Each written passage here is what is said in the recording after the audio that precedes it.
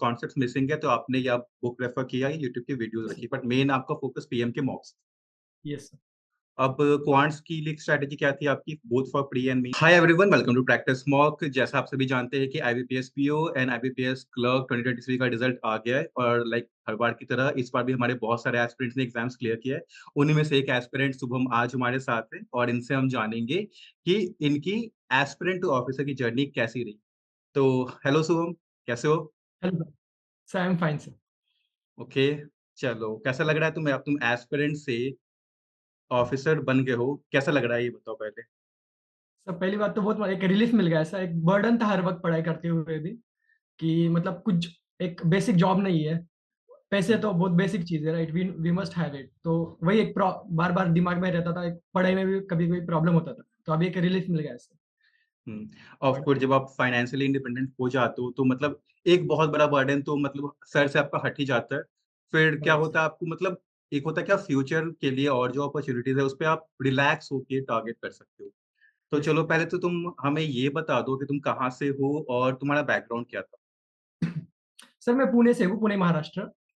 और मेरा graduation mechanical engineering में हुआ है, डीवाई पाटिल कॉलेज पुणे से। अच्छा। Yes sir. उसके बाद तुमने कुछ जॉब की या तुमने सीधे बैंकिंग की प्रिपरेशन ही स्टार्ट कर दी? कैसा रहा तुम बैंकिंग पे शिफ्ट कैसे आया तुम्हारा? एक्चुअली मैं यूपीएससी का मेरा एम था करना, बट मेरा स्टडी उतना फोकस से नहीं हो रहा पा रहा था। तो उसी वक्त मुझे इकोनॉमी थोड़ा इंटरेस्ट डेवलप हुआ था। तो मैंने ग्रेड बी का प्रिपरेशन स्टार्ट किया था लास्ट ईयर से। तो तभी मैंने पीएम का सब्सक्रिप्शन भी लिया था ग्रेड बी का। तो मेरा 2 मार्क्स से रह गया था प्रीलिम्स, यही 2023 का। तो मैंने सोचा अभी बेसिक तो हो गया मेरा, राइट? सब क्वांट रीजनिंग एंड ऑल। तो मैंने 15 अगस्त को ऑलमोस्ट डिसाइड कर दिया था।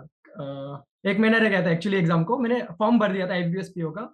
तो डिसाइड किया कि अभी देते हैं। तो आई टुक पीएम का सब्सक्रिप्शन एंड देन। तो मतलब ये आपका पहला अटेम्प्ट था, आपने पहले अटेम्प्ट में ही पूरी जर्नी कंप्लीट करके आप ऑफिसर बन गए। तो यस सर। चलिए स्टार्ट करते हैं आपके फर्स्ट डे से। लाइक प्रिपरेशन अपनी कैसे स्टार्ट की? पहले मॉक से स्टार्ट किया या पहले कॉन्सेप्ट्स क्लियर किए? कैसे आपकी जर्नी कैसी रही? स्टार्ट कैसे किया आपने ये बताइए? सो बेसिक तो मैंने पहले सिलेबस देखा था, क्या सिलेबस है। पीएम पे जो फ्री मॉक था मैंने वो दिया था पहले। सबसे पहले तो मुझे एक आइडिया आ गया था कि किस टाइप के क्वेश्चन होते हैं। प्रीलिम्स वाला ही मॉक दिया था मैंने।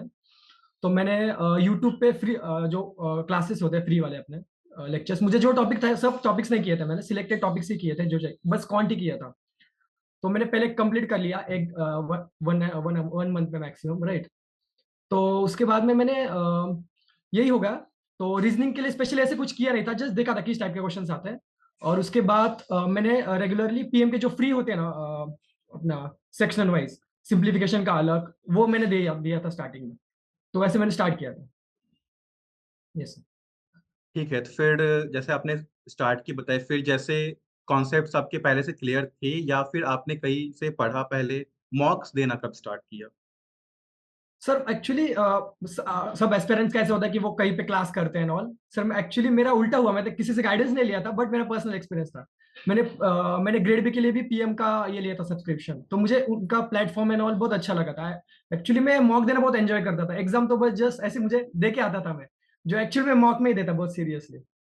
तो मैंने मॉक्स से स्टार्ट किया था। जैसे मैं फ्री मॉक्स से स्टार्ट किया था मैंने, जो अपने फ्री मॉक्स रहते हैं ना छोटे छोटे वाले। तो वहां से मुझे थोड़ा ये आ गया था, कॉन्फिडेंस आया था। तो फिर मैं वहीं से स्टार्ट कर दी। तो मैं शेड्यूल भी एक्चुअली वहीं से बनाता था कि अपने मुझे समझो 11 डेज देने हैं, तो उस अकॉर्डिंगली मैं शेड्यूल बनाता था। ओके, मतलब आपने मतलब कोई फंडामेंटल कोर्स नहीं किया, सीधे आप मॉक से ही आपने स्टार्ट किया, वहीं से सब कुछ सीखा आपने, राइट है सर, ना? Right right. ओके, अब जैसे ये तो आपकी ओवरऑल स्ट्रैटेजी हो गई, अब हम सब्जेक्ट वाइज़ आते हैं, ठीक है? तो पहले बताइए कि आपने क्वांट्स के लिए क्यों कौन-सी स्ट्रैटेजी लगाई? किस तरह से आपने जैसे अगर कॉन्सेप्ट्स नहीं भी क्लियर किया हो तो क्वांट्स में बहुत सारे टॉपिक्स होते हैं, लाइक स्पीड मैथ्स होता है, डीआई होती है, फिर अरिथमेटिक होता है, उसको आपने कैसे कवर किया? सब पहले तो मैंने सिलेबस नोट डाउन किया था, क्या क्या आता है, मैक्सिमम क्वेश्चन कहाँ से आता है। तो मैंने यूट्यूब से देख लिया था वो।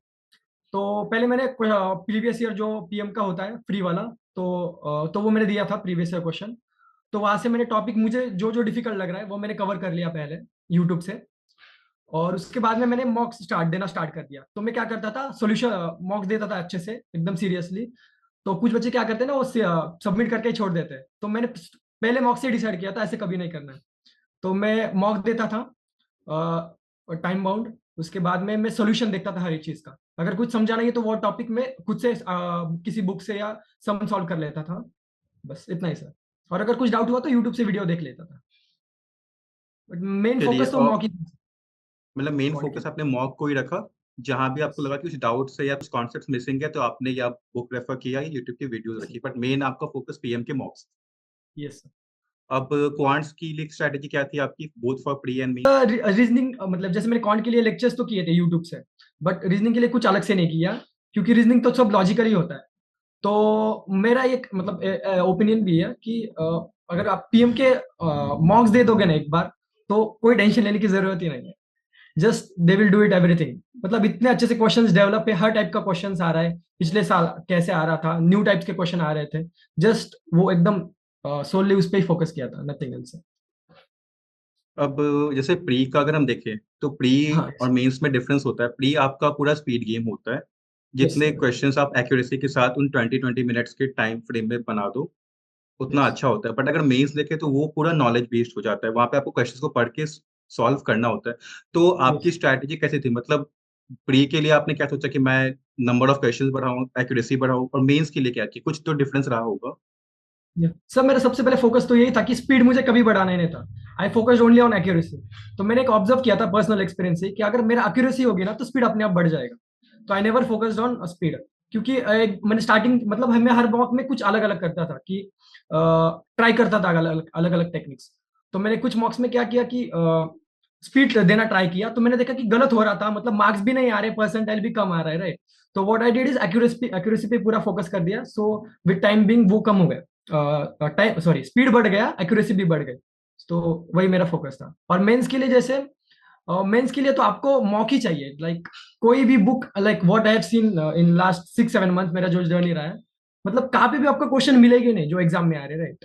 तो mock level is the best option, right. Mock is the best option for that. So there was no separate strategy for that, pre and mains okay. एक साथ ही कर। अब जैसे रीजनिंग की हम बात करें तो एक सेपरेट सेक्शन होता है क्रिटिकल रीजनिंग का। तो राइट सर। आपके ओपिनियन में वो सेक्शन आपके लिए कितना बेनिफिशियल था? क्या आपने वो क्रिटिकल रीजनिंग के क्वेश्चंस अटेम्प्ट किए थे, या अगर किए थे तो आपने किस तरह से प्रिपेयर किया था उन सीआर के क्वेश्चंस को?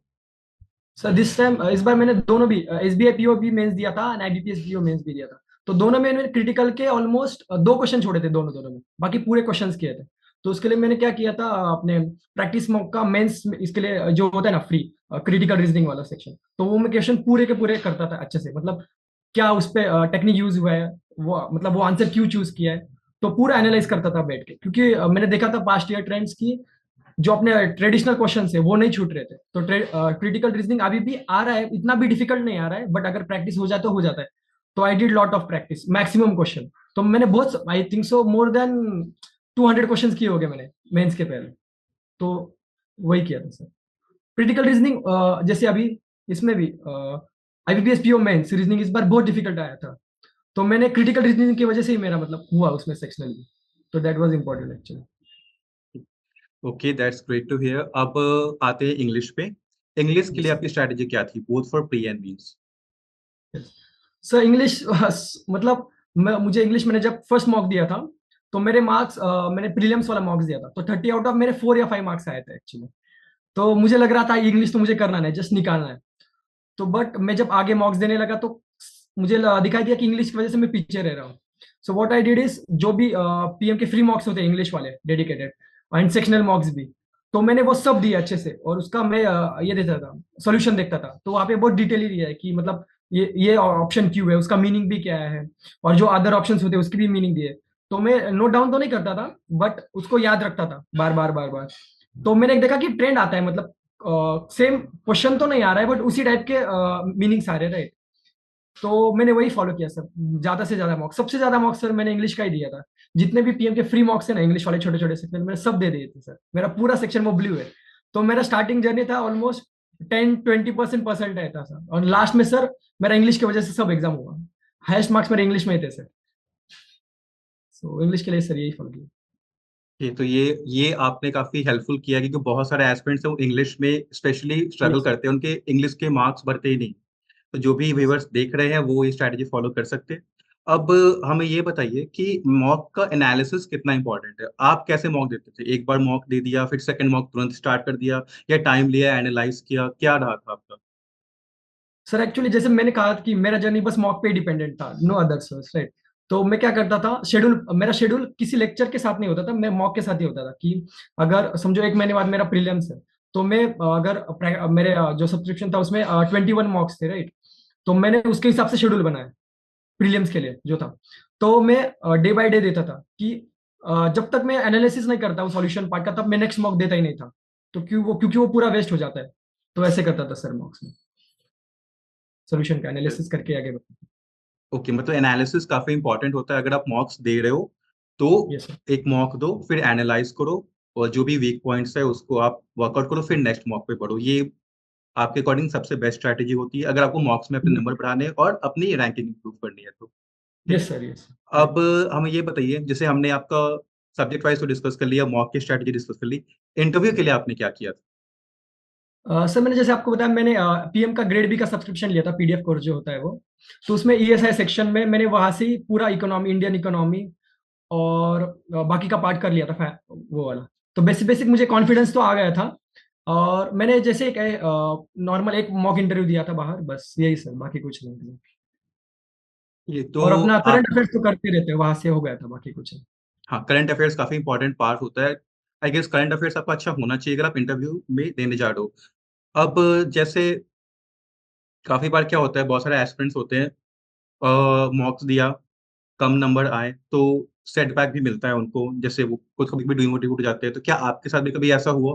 अगर आप हुआ तो आपने कैसे डील किया इससे?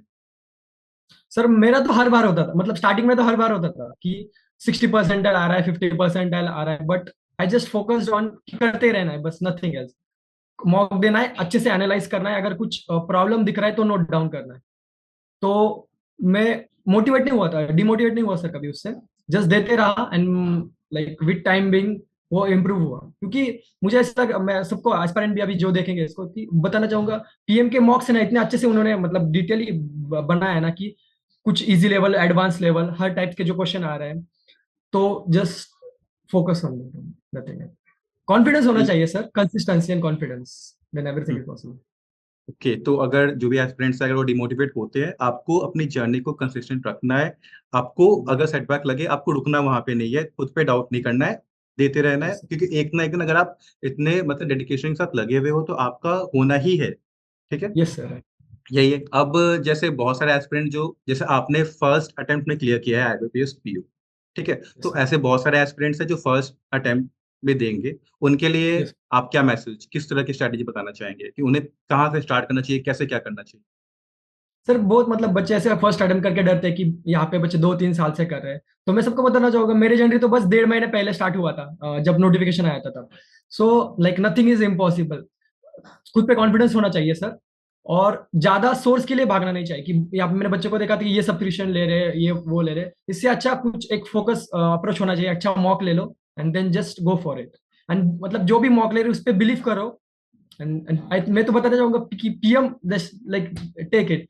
और मैं यूट्यूब पे भी देखता था कि कमेंट्स में एंड ऑल की लोग बताते हैं कि पीएम का बहुत हार्ड है एंड ऑल, बट जब एग्जाम दे के आएंगे ना, तो उसको अप्रिशिएट करते थे, क्योंकि बाकी मॉक्स दोगे आप, तो वहाँ पे परसेंटाइल बहुत ज्यादा आएगा, बट वो एग्जाम में हेल्प नहीं करेगा। But PM is like really. Okay, अब थोड़ा इंटरव्यू को लेके और बात कर लेते हैं। जैसे काफ़ी स्टूडेंट्स में रहता है कि इंटरव्यू का वेटेज कितना है? अगर हम एग्ज़ाम क्लियर करना चाहते हैं, तो इंटरव्यू कितना मायने रखता है? इम्पोर्टेंस क्या है? आपके अकॉर्डिंग कितना इम्पोर्टेंट होता है इंटरव्यू पूरे सिलेक्शन प्रोसेस में? सो एक्चुअली बैंकिंग में आईबीपीएस एंड एसबीआई ऑल्सो, मैंने दोनों का इंटरव्यू दिया है इस साल। मैंने दो ही एग्जाम दिए थे actually.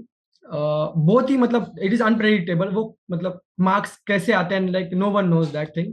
What we can do is give our 100%। What I did is, मैं रेगुलरली न्यूज़पेपर तो नहीं पढ़ता था, बट मेरे करंट अफेयर्स अपडेटेड रहते थे, क्योंकि मुझे इस साल भी इंटरव्यू में मतलब रैंडम क्वेश्चन पूछे थे, चीफ मिनिस्टर कौन है ये स्टेट का, एंड लाइक ओवरऑल ही क्वेश्चन थे।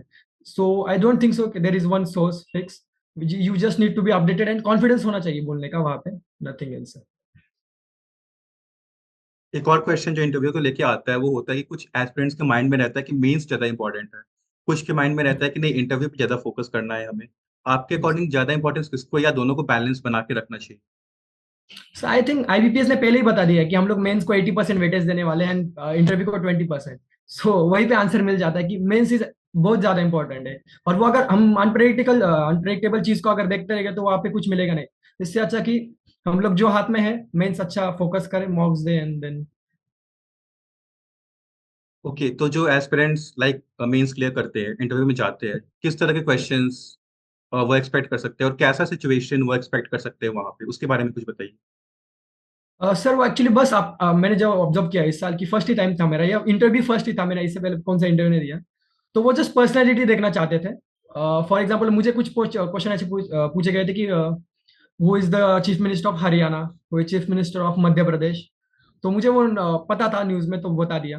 And there were few basic banking question, जैसे कि what are the types of banks, what are financial system के बारे में कुछ 2-3 क्वेश्चन पूछ लिए थे। एंड सिनेरियो बेस्ड क्वेश्चन होता है, तो ऐसे कुछ डिफिकल्ट नहीं है। अगर हम लोग अलग उसको करने स्टार्टिंग से करने जाएंगे तो like it is waste of time, I think so. Mains के बाद इनफ टाइम होता है 1-1.5 महीना, दैट इज ओके।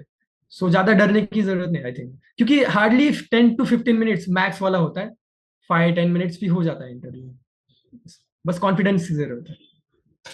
मतलब आपको कॉन्फिडेंस बनाए रखना है, काम रहना है, बेसिक क्वेश्चंस आते हैं, करंट यस। अफेयर्स का रोल काफी हो जाता है, तो करंट यस अफेयर्स सर। आपने कहाँ से प्रिपेयर किया, बोथ फॉर मेंस के लिए भी और इंटरव्यू में जो क्वेश्चंस आए उनको कैसे प्रिपेयर किया आपने? सो मैंने करंट अफेयर के लिए अफेयर्स क्लाउड सर फॉलो करता था मैं। Sir that was my only source, nothing. ठीक ठीक है। यस। और ठीक है, अब आपका आईपीएस पीओ 2023 फर्स्ट अटेम्प्ट में क्लियर हुआ है। इट्स अ वेरी, मतलब एक कमेंडेबल अचीवमेंट है काफी। देखता हूँ, अब ऐसा मैं नहीं कहूंगा कि मेहनत मेहनत तो सब करते हैं, बट कुछ ऐसे होते हैं जो फर्स्ट टाइम में ही वो पूरा एग्जाम पैटर्न समझ लेते हैं, स्ट्रैटेजी समझ लेते हैं और फर्स्ट टाइम ही क्लियर कर लेते हैं।